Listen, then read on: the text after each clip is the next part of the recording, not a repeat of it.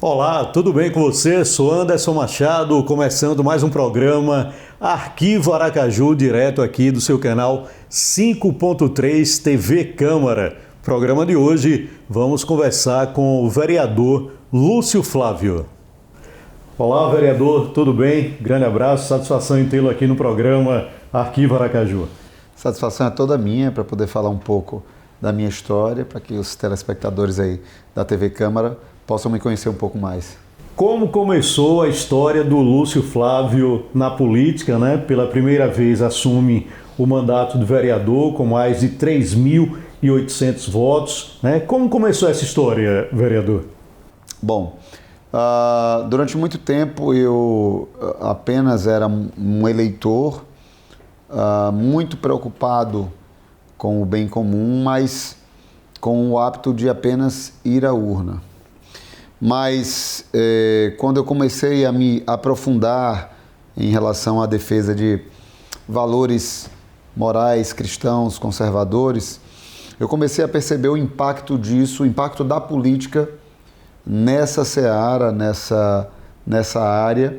Em um dado momento, creio eu que no período do governo da Dilma, no segundo mandato do governo da Dilma, eu já não era mais apenas um eleitor, ou não me limitava apenas a falar política em rede social. Eu passei a integrar movimentos de direita, movimentos conservadores, movimentos de rua, fui fundador... 2014. Mais ou menos, Fui cofundador aqui dos movimentos, inclusive movimentos pró-impeachment da Dilma, o movimento Basta. Então, ali começou o Lúcio Flávio politicamente ativo, porque político, todos nós que somos cidadãos e participamos de uma sociedade, nós temos ações e comportamentos políticos. Mas naquele momento ali que eu me inclinei a participar de movimentos de rua, atos de manifestação, aí sim começou a aflorar o Lúcio Flávio político. Antes de ser candidato agora e eleito vereador, o Lúcio Flávio já tinha sido candidato também, outras oportunidades?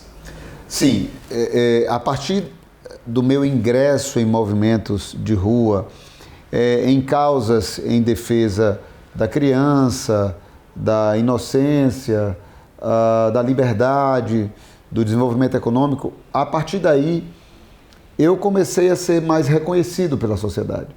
Eu comecei a me tornar uma liderança dentro desse espectro aí ideológico, dentro das pessoas mais conservadoras, cristãos, o segmento aí católico e evangélico.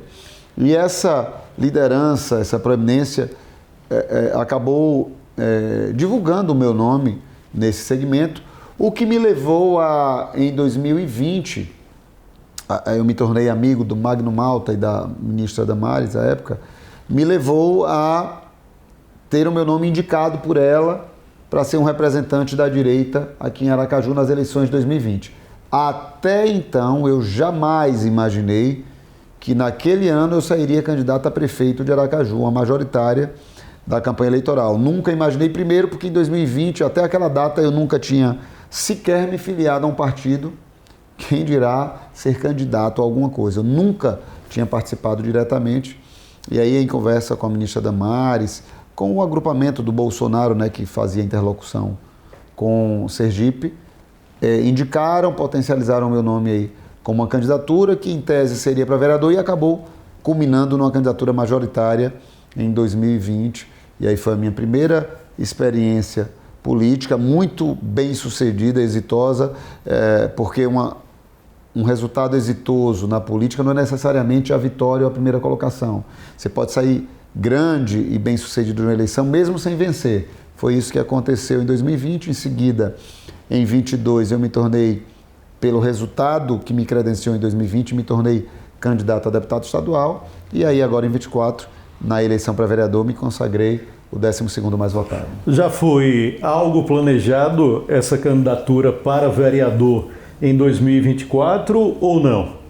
Não, na verdade eu não planejei a minha vida. Eu digo que Deus acabou conduzindo isso de maneira muito orgânica e natural, porque eu nunca planejei sequer ser político e candidato.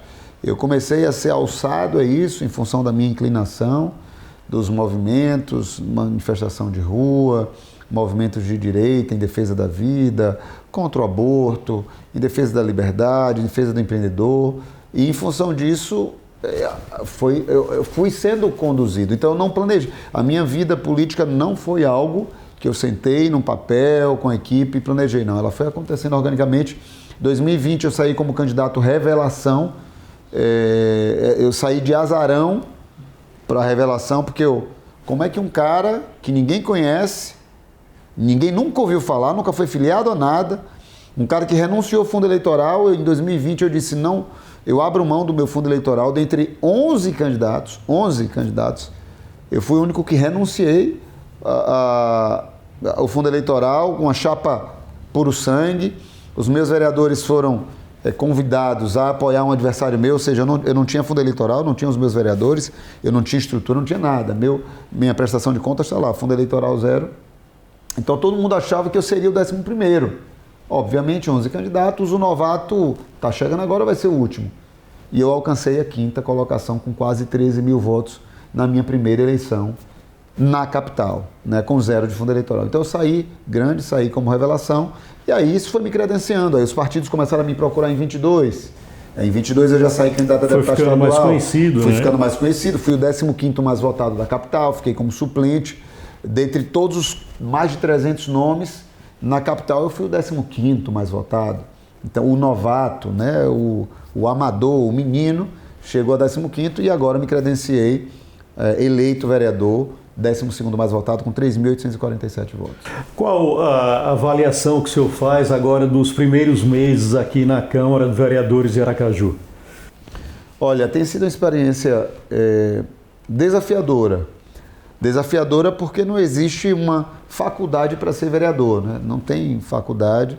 Então eu, inclusive, renunciei aí o meu primeiro mês de, não é bem férias, de recesso, o mês de janeiro, para ir para as ruas, ir para as instituições públicas, municipais, para poder aprender aquilo que eu estava chegando agora e queria dar o meu melhor. De verdade, eu quero ser um vereador que honre os votos de quem me escolheu na urna. Eu quero dar orgulho a essas pessoas, eu quero fazer um excelente trabalho, estou me empenhando para isso. Mas é um desafio porque a gente não tem escola para lhe ensinar a ser vereador. É um novo aprendizado, né? É um novo aprendizado, diferente de tudo que eu já vivi. Tem sido muito, muito intenso porque você não deixa de ser vereador em momento algum, porque a cidade não para, a cidade não dorme, a cidade não tira férias, não tira feriado, a cidade ela está viva nas 24 horas do dia. Então você não deixa de ser vereador quando você vai na padaria, você não deixa de ser vereador quando você vai no supermercado, na praia, porque as pessoas lhe acionam, lhe acessam, a minha rua, o ônibus, o posto de saúde. Então você é acessado na rede social, no WhatsApp ou na rua, 24 horas. O vereador não tira a roupa de vereador e diz, agora eu não sou vereador. Não existe isso. Então tem sido desafiador, mas eu estou muito feliz, porque eu costumo dizer que eu estou cumprindo o meu propósito, eu estou no centro da vontade de Deus, aquilo que Deus escolheu para mim, e a gente vai fazer isso da melhor forma. Quais os maiores desafios que o vereador Lúcio Flávio tem enfrentado aqui na Câmara? Algo novo, né? O maior desafio é porque exatamente eu conheço muito pouco da casa. O rito, o modus operandi. Então eu procurei sentar com a minha equipe para a gente entender de regimento. Converso muito com o presidente Ricardo Vasconcelos para que ele tire algumas dúvidas minhas com o vice-presidente também, o pastor Diego. E também por ser vice-líder da prefeita Emília. Eu sou um vereador novato que já cheguei. Não é fácil, né? Com a missão de ser vice-líder da prefeita Emília. Então, apesar da gente ter uma maioria aqui na bancada, nós temos cerca de, talvez, mais de 20 vereadores, 22 vereadores. Mas é uma missão nova. Além de ser vereador, eu também sou vice-líder, tenho que fazer esse tipo de interlocução com a bancada, com a oposição, com a presidência da casa, com os munícipes para entenderem as discussões de parlamento. Então tem sido, como eu falei, desafiador, mas eu estou muito feliz, tenho dado o meu melhor e está funcionando, está acontecendo, estou conseguindo cumprir aquilo que as prerrogativas do meu cargo me exigem. Como o senhor é um vereador neófito ainda, né? Assim como a Emília é uma prefeita neófita, né? Ela tem muita experiência como vereadora, mas como prefeita a primeira vez. Como o senhor tem analisado esses primeiros meses da administração da prefeita Emília, né? Tem a questão do lixo, né? Que realmente tem estado em evidência todos os dias, não é, vereador? Sair da zona de conforto não é fácil. É óbvio que quando você mexe em algo que está incrustado ali, vai ranger, vai doer, vai incomodar em algum momento, mas se isso é para uma evolução, se isso é para um crescimento, apesar da gritaria imediata, mas a longo prazo isso vai funcionar. Eu costumo lembrar sempre da parábola da vaquinha, né, que é quando uma família tinha uma zona de conforto porque se alimentava daquela vaquinha, mas ela não saía daquele lugar até que um mestre muito sábio disse: precisamos jogar fora aquela vaquinha para que essa família arregasse as mangas e prospere. E assim o fez. Quem estiver nos assistindo, procure aí na internet, no Google, a parábola da vaquinha. Então eu acho que esses primeiros meses mostram um pouco disso. A Emília, ela não está preocupada que está começando agora, ela está preocupada em resolver aquilo que precisa ser resolvido. A gente via na gestão passada o perigo que eram os ônibus que circulavam em Aracaju, realmente uma situação de risco para a população, peças se desmanchando, ônibus se acabando pelas ruas, gerando risco para todo mundo, para quem estava no carro, para quem estava dentro do ônibus. E a gente está vendo agora uma renovação brutal da frota de ônibus. Havia uma empresa de lixo que, ao final da gestão passada, abandonou a cidade no lixo, parou, suspendeu as atividades na cidade inteira, deixou a cidade inteira literalmente no lixo. A prefeita retomou, feito a ordem, contratou uma nova empresa, refez a administração das unidades de saúde e maternidade Lourdes Nogueira, lá no 17 de março, Nestor Piva. Então, eu acho que ela está sendo até muito rápida, mais rápida até do que eu imaginava. A gente saiu do 4º mês, entramos no 5º mês e a prefeita está voando, apesar de ser, diga-se de passagem, um orçamento que foi aprovado na gestão passada, pelo prefeito passado e pela Câmara passada. Não é um orçamento dela, que ela desenvolveu para os planos e projetos dela. Então ela está administrando um projeto, um plano, um orçamento da gestão anterior, passada, mas com maestria. E eu, nesse período de chuvas, por exemplo, a prefeita estava de bota, capa, no meio da chuva, no meio dos alagamentos, lá com a Defesa Civil, no meio da população para resolver. Então, no mínimo, a gente percebe aí por baixo, se a gente não levar em consideração as outras coisas, a gente percebe muita força de vontade de querer fazer e acertar. Vereador, pelo que o senhor tem conversado com a prefeita Emília Correia, essa questão do lixo tem sido o grande gargalo, né? A grande preocupação dela, uma das grandes preocupações. Talvez depois desse contrato emergencial, com a nova licitação, é que realmente a situação pode normalizar. Eu não tenho dúvidas que o melhor modelo de contratação para o poder público é a licitação. E isso não apenas para o lixo. A gente fala isso também para as empresas de ônibus. Só vai resolver de maneira definitiva a licitação, coleta de lixo de igual modo. Acontece que essas são necessidades que não podem esperar um processo licitatório longo, que gera recursos judiciais, que demanda tempo, atraso. A população não vai esperar uma licitação que dure 6, 7, 8 meses. Porque o lixo na porta acontece, a sociedade acumula lixo diariamente. Então, você botou um saco hoje, se ele não foi coletado, amanhã vai ter outro, e depois de amanhã vai ter outro. Então, a população não pode esperar, por isso que o nome dos contratos hoje são emergenciais, porque não pode parar. Algumas licitações da gestão anterior foram colocadas sob suspeição, inclusive o processo licitatório de lixo, o processo licitatório das empresas de ônibus. Tribunal de Contas e Ministério Público apontaram indícios e suspeições nesses termos de licitação, por isso que a gente, nesse momento, está vivendo contratos emergenciais no aguardo dos órgãos de controle. A prefeita não pode avançar sobre esses órgãos de controle, sob pena aí de ela poder correr risco, inclusive até de crime de responsabilidade, se ela avançar sobre as orientações dos órgãos de controle. Então, processo legítimo, seguro para a contratação das empresas é a licitação. Vereador, teve uma discussão há algumas semanas aqui no plenário com relação à loteria municipal, né? Qual a opinião do senhor com relação a isso?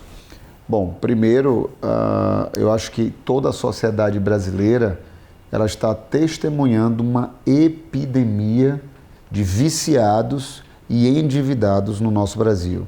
Eu estive no Senado da República, numa comissão em que tratava especificamente sobre vícios em jogos de azar potencializados pelas bets, e os testemunhos e relatos são absurdos. Quando eu comecei a divulgar isso na minha rede social, eu comecei a minha caixa de mensagens, tanto do Instagram quanto, né, e aí você já pode aproveitar para me seguir aí no @LúcioFlávioSE do meu Instagram, esse é o meu Instagram, @LúcioFlávioSE. O meu Instagram entupiu de mensagens, de testemunhos de pessoas que conhecem os casos de a filha que se suicidou, o marido que saiu de casa, o filho que saiu do emprego, a irmã que vendeu a casa da mãe. O vício do jogo, né? No vício do jogo. E isso foi potencializado com a história das bets, porque antigamente você precisaria fazer um esforço mínimo para você apostar, porque você teria que ir numa casa lotérica ou numa banca de bicho, então você teria que se deslocar da sua casa até lá, pegar uma fila. Agora isso veio para a mão do seu celular. Então a ludopatia, que é o vício em jogos de azar, ela foi potencializada. Você levou em delivery o vício da pessoa, está aqui na mão dela. E isso está destruindo casamentos, empregos, empresas, patrimônios, está destruindo vidas, pessoas estão se suicidando. O comércio está perdendo dinheiro porque pessoas que estão vivendo em subsistência, em situação de vulnerabilidade no Bolsa Família, estão tirando dinheiro da comida da Bolsa Família para apostar no sonho de ficar rico ou de mudar de vida. Então, 3 bilhões de reais só do Bolsa Família foram apostados em agosto do ano passado, fonte Banco Central. Imagine o que é uma pessoa que ganha Bolsa Família. E por que ela ganha? Porque ela está numa situação de vulnerabilidade, porque ela está recebendo aquele dinheiro para ajudar a comer, e ela pega aquele dinheiro que é da comida, do feijão, da mesa da casa, e ela gasta, desperdiça nessa desgraça que é o jogo. Vereador, nós vamos a um intervalo e daqui a pouco o senhor vai explicar para a gente como funcionaria essa loteria municipal aqui na capital sergipana. Só aguardar.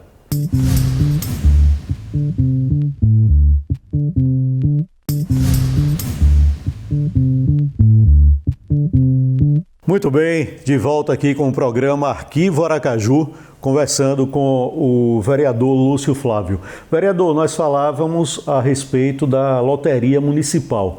Na realidade, como funcionaria essa loteria municipal aqui na capital sergipana?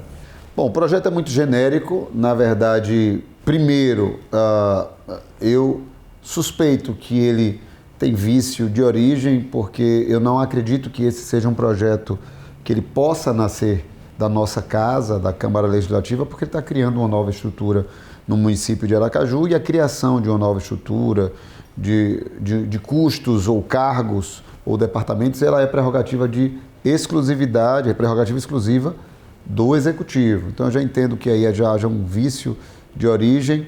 De igual modo, a nossa Constituição prevê que é exclusiva a atribuição da União, a competência da União legislar, arregimentar, organizar loterias.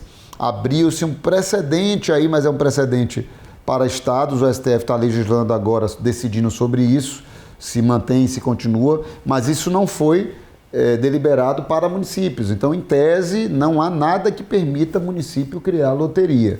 Então, partindo-se disso, o conteúdo do projeto ele é bastante resumido, é bem simples e ele não é específico, estabelecendo como é que funcionaria isso fatalmente, por conta dessa característica simples do decreto, do projeto de lei, haja a necessidade dele ser regulamentado através de um decreto, para que isso se traga de maneira mais clara como iria se operar, tendo em vista que a Loteria da União, ela é operada por um banco federal.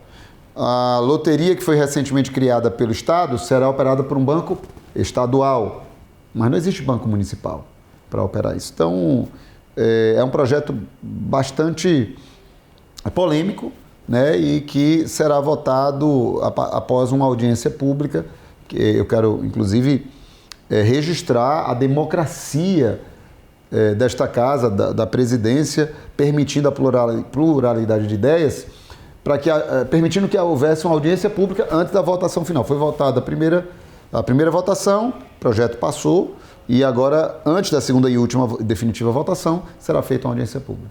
Eu acho que essa palavra democracia, inexoravelmente, ela é de suma importância, né? Recentemente teve uma sessão especial aqui do ex-vereador Emanuel Nascimento, que 7 vezes foi vereador aqui na casa, 3 vezes foi presidente, e ele falou muito sobre isso, né? Independente do partido político de cada um, é primordial que tenha essa democracia, não é, vereador? Para que muitas vezes também se chegue a um denominador comum, não é? Eu acho, por exemplo, o projeto de loterias que estamos falando aqui a pouco, isso não tem nada a ver com ideologia de direita, esquerda, centro, acima, abaixo, não tem nada a ver com isso. Tem a ver que, ao meu ver, quando a gente tem uma epidemia de pessoas que estão morrendo literalmente, enquanto homem público, poder público, a gente não pode simplesmente dizer assim, não, joga quem quer, não estou nem aí, cada um faz. Não é assim. Tem a homem público, preocupação com o povo também. O homem público tem uma obrigação. É o mesmo que eu dizer assim, alagou o bairro, eu não moro lá, problema dele. Não é assim, não é problema dele. Alagou o bairro, o homem público precisa se preocupar. Tem gente morrendo com loteria, com vício, é obrigação do poder público pensar nisso. Então isso não tem a ver com ideologia. E ainda que isso seja pauta, sim, de discussão, a ideologia, direita e esquerda, é importante a preservação da liberdade de pensamento, onde cada vertente tenha o seu lugar de fala, tenha o seu espaço para falar. Eu, por exemplo, sou de direita, convicto conservador, mas eu silencio ao ouvir as falas contrárias ao que eu penso.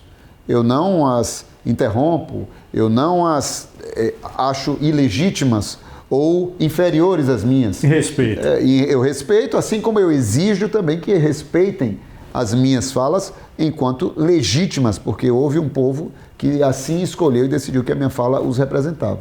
Então, eu acho que a democracia, ela sustenta o equilíbrio social necessário para uma vida tranquila. O que é que o senhor acha da lei da anistia? Tudo aquilo que aconteceu no dia 8 de janeiro, o senhor acha que vai ser um assunto colocado em pauta ainda este ano no Congresso Nacional? A lei, primeiro, não se está inventando nada, não está inventando roda. Quantas pessoas foram abençoadas com a concessão da lei da anistia aqui no nosso país? Especialmente estas pessoas e esse espectro ideológico que foi beneficiado com a anistia, neste momento o mesmo grupo ideológico que está contrário à concessão do benefício que eles receberam. Então, de novo, não é uma questão de porque eu sou de esquerda, eu não apoio a anistia. Não apoia a anistia de uma mulher que melou de batom uma estátua, ela vai ser presa pelo que se supõe que passou na cabeça dela. Não, eu suponho que na cabeça dela ela queria aplicar um golpe. Supõe-se, então, 14 anos de cadeia. Então, eu não acho que a gente deva politizar justiça, politizar sentença, ou fazer disso um revanchismo ou vingança. Não, a esquerda sempre se utilizou do expediente de ser beneficiada com anistia. E nenhum problema nisso, zero. Foi-se concedido, e por que não essa mesma esquerda hoje concorda, porque é com uma pessoa que se pensa diferente. Então eu acho necessário, e aí apenas um registro, um parêntese. Eu não acho que uma pessoa que faz vandalismo ou faz depredação de um patrimônio público, ela seja, não tem nenhum tipo de repercussão. Acho que tem, só que, convenhamos, 14 anos de cadeia, 14 anos de prisão em regime fechado, para uma pessoa que melou um batom, faz uma pena alternativa, uma pessoa que é réu primário, que nunca fez nada na vida, que sequer entrou num prédio público. Então é esse dimensionamento que eu acho que talvez a gente estivesse tratando de outras coisas mais importantes para o Brasil, como os Correios, como o INSS, se a gente superasse isso no entendimento que, gente, peraí, será que não dá para se perceber que não está se pedindo que a pessoa não sofra nenhum tipo de sanção, só está se pedindo que não se sancione com o fígado, com o ódio, só que não se seja vingativo. 14 anos está errado e isso é flagrante. Então eu acho que a gente tem que discutir para zerar essa pauta e o país avançar. É um tema muito complexo, né, vereador? Inclusive, depois do Congresso, do próprio presidente da República, é uma questão que ainda pode ir para o STF, né, para o Supremo Tribunal Federal. Eu lamento muito, profundamente, não o STF, mas alguns ministros estarem entrando na linha tênue aí de divisão na esfera político-partidária. Eu acho que o STF não é um problema para o Brasil. O STF é uma casa, é uma instituição que está acima das pessoas. As pessoas passam, os ministros passam, as pessoas morrem, são demitidas, são desligadas, são aposentadas. A casa não é o problema é o pensamento hoje de alguns ministros que estão sendo politizados, estão agindo politicamente. Isto é um problema. Então a gente separe aí alhos de bugalhos. O STF é a instituição e uma casa necessária, que não invertamos os valores e papéis. Mas, infelizmente, decisões de alguns ministros, personificando e individualizando isso, que é exatamente o mesmo problema hoje da questão da anistia. Foi-se feita uma punição de uma sentença a granel, ela foi distribuída de maneira uniforme quando os atos não foram uniformes, um pipoqueiro, uma pessoa do algodão doce. Então eu acho que, infelizmente, o STF está invadindo aí uma área de competência muito perigosa, que é tratar de política. A STF não deveria tratar de política, deveria tratar da leitura e interpretação da nossa Constituição ou das leis criadas pelo Parlamento. Por falar em leis, em projetos, vamos voltar aqui para a Câmara de Vereadores, que recentemente o senhor teve um projeto do senhor que foi aprovado aqui com relação à Frente Parlamentar de Desenvolvimento Econômico, né? Isso. Importa saber, para quem está nos assistindo, que o salário de todos os servidores públicos que estão nessa casa é pago através dos impostos gerados através dos empreendedores. Todos os empregos que existem na nossa capital são gerados pelos empreendedores. Então, importa que para a máquina funcionar bem, para ter dinheiro para a saúde, para ter dinheiro para a educação, para ter dinheiro para o asfalto, a gente precisa potencializar o desenvolvimento econômico da nossa cidade. Quando eu digo que a Bet está esvaziando o dinheiro da pessoa que ia comprar um feijão e está jogando em aposta, está tirando ali o dinheiro do comércio e o imposto que aquela venda do feijão geraria para ajudar aqui no orçamento da prefeitura, ele está indo embora. Então, a Frente Parlamentar em Defesa do Desenvolvimento Econômico é para que a Câmara de Vereadores tenha um recurso para ela funcionar e pagar os seus empregados, é para que o hospital público funcione, é para que a escola pública funcione, é para que haja asfalto na rua, haja manutenção da praça, para que haja combustível no carro da guarda municipal, haja colete, haja dinheiro para pagar o servidor. Nós precisamos entender que o dinheiro público, na verdade, ele não é público, porque ele não cai da árvore, ele é privado, ele é uma injeção de recursos dos empreendedores para que nós tenhamos uma vida de coletividade, uma vida em sociedade tranquila e confortável. E isso só vem com o desenvolvimento do empreendedorismo. Então essa é uma frente parlamentar que tem a intenção de gerar pautas, proposituras, discussões que ajudem a Aracaju a trazer mais empresas de fora. Por que as empresas estão sediando as suas indústrias, fábricas e sedes em outras cidades e não aqui? Nós queremos essas empresas aqui para gerar emprego para o nosso povo, para que as pessoas não sejam dependentes de Bolsa Família, para que elas ascendam aí a um auxílio de R$600 para um salário mínimo, 2 salários mínimos, para que ela seja uma fomentadora da nossa economia, para que a nossa economia gire. Então, a intenção dessa frente é que a gente discuta como Aracaju pode gerar mais prosperidade para o seu povo, como as pessoas podem viver melhor, ter as suas despensas abastecidas de comida, como é que a gente pode ter menos desempregado aqui, porque a maior dignidade de um homem não é receber auxílio, ele ter o fruto do seu trabalho, que é o salário, sendo levado para beneficiar e abençoar a sua família. Então é geração de emprego, geração de renda, fomento ao empreendedorismo. Essa é a intenção dessa frente. O senhor acha que é um projeto que ainda vai demorar para dar resultados ou não? Eu acho que ele é um projeto de médio e longo prazo, porque a gente precisa pavimentar algumas pistas. Por exemplo, por uma sugestão minha, eu levei para a Secretaria de Desenvolvimento Econômico do município a ideia de criar um censo no centro de Aracaju. O centro de Aracaju, ninguém sabe a pujança de quantos empregos existem no centro de Aracaju. Quanto de IPTU se paga no centro de Aracaju? Quanto de impostos? Quais os segmentos? A gente não sabe qual é a força. E às vezes está aí um governo dando um monte de incentivo para ser instalado uma indústria em Aracaju que gera 30 empregos, 50 empregos, porque ela está toda automatizada, e aí você tem 10 lojas aqui que se somaram vai ter 500 empregos.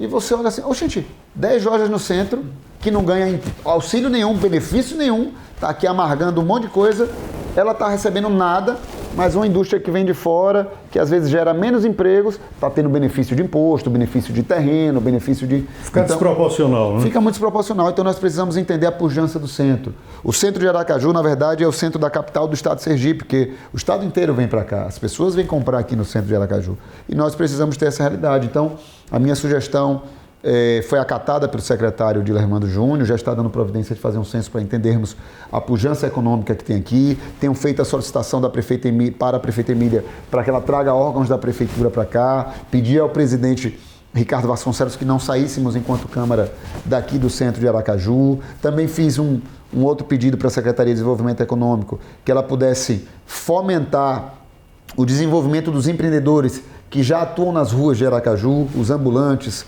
os food trucks, as pessoas que têm os seus comércios nas ruas e nos espaços públicos, que eles fossem potencializados para crescerem. Por que não se tornarem MEI? Por que não eles terem benefícios sociais do tipo, quando a mulher que faz o churrasquinho, se ela virar MEI, se ela ficar grávida, ela vai passar a ter uma receita, não vai ficar sem renda. Então tudo isso gera desenvolvimento para a nossa cidade, emprego, renda e um melhor serviço público, porque ajuda no orçamento da prefeitura. O senhor falou no centro, eu lembrei da revitalização do centro aqui de Aracaju. O senhor a favor? Com toda certeza, é uma pauta recorrente nas eleições, mas que ninguém consegue avançar nisso. É uma pauta de vida da prefeita Emília. Ela, na campanha eleitoral, ela respirava e falava sobre o centro. Eu que já fui vice-presidente da Associação Comercial e Empresarial de Sergipe, cuja sede é um prédio histórico aqui no centro, ao lado do mercado. Ficou bonito ali, né? Exatamente. Também fui diretor de marketing e comunicação da Federação do Comércio, cuja atuação também aqui no centro, ali ao lado da Barão de Maruim, na Rua da Frente do Prado. Então nós respiramos o centro e eu acredito que para o bem da cidade de Aracaju, nós precisamos ter um olhar diferenciado para aqui. Agora, vereador, para isso tem que existir um estudo, né? Sim. Para poder povoar primeiro o centro, eu acho que é o primeiro passo, né? Para começar a revitalizar. Nós temos mais um minutinho, é mais ou menos isso? Sim, não é à toa que o meu pedido foi: vamos entender o centro ao invés de chutarmos ideias e soluções que venham da nossa cabeça. O censo que a Secretaria de Desenvolvimento está fazendo é exatamente para isso. Quantas pessoas residem no centro? Quantas pessoas trabalham no centro? Quantos negócios existem no centro? O que é que falta aqui? Falta estacionamento? Falta segurança? Falta infraestrutura? O que é que está pegando? Eu que participei de um projeto chamado Natal Iluminado, que trouxe aí uma nova cara para a Praça Fausto Cardoso, uma coisa nunca antes vista, uma praça que à noite sofria com drogas, prostituição, assalto, vandalismo, se transformou à noite com a roda gigante iluminada, parques, palcos. Então, o centro é o coração da pujança econômica de uma cidade e a gente precisa olhar diferenciado. Aliás, estamos no final. O senhor falou Praça Fausto Cardoso, é uma praça que tem que ter um olhar clínico, né? Tem que ser revitalizada, porque a situação não é muito boa, não é, vereador? E ela é a praça que reúne diversos poderes, né? Nós estamos aqui na Câmara ao lado da Praça Fausto Cardoso, logo aqui atrás. A gente tem o Tribunal de Justiça, a gente tem a Assembleia Legislativa. Então nós temos poderes constituídos, além de muitas lojas e bancos aqui do lado. Sim, nós temos que ter um olhar para a Praça Fausto Cardoso, que fica à frente ali da Ponte do Imperador, histórico ponto turístico. Dom Pedro, né? Então, centro é uma pauta cara para o desenvolvimento econômico e a Frente Parlamentar em defesa do desenvolvimento econômico vai tratar com muito carinho essa área. Vereador, chegamos ao final do bate-papo. Mas já? Já acabou? Passou rápido, Nem né? doeu. Grande abraço e até a próxima, vereador. Muito obrigado pela oportunidade e a todos que nos assistem na TV Câmara, me segue aí no @LúcioFlávioSE, este é o meu Instagram. E segue também nós aqui no programa Arquivo Aracaju, no canal 5.3, na sua TV Câmara Aracaju e também no YouTube TV Câmara Aracaju. A todos um grande abraço e até a próxima.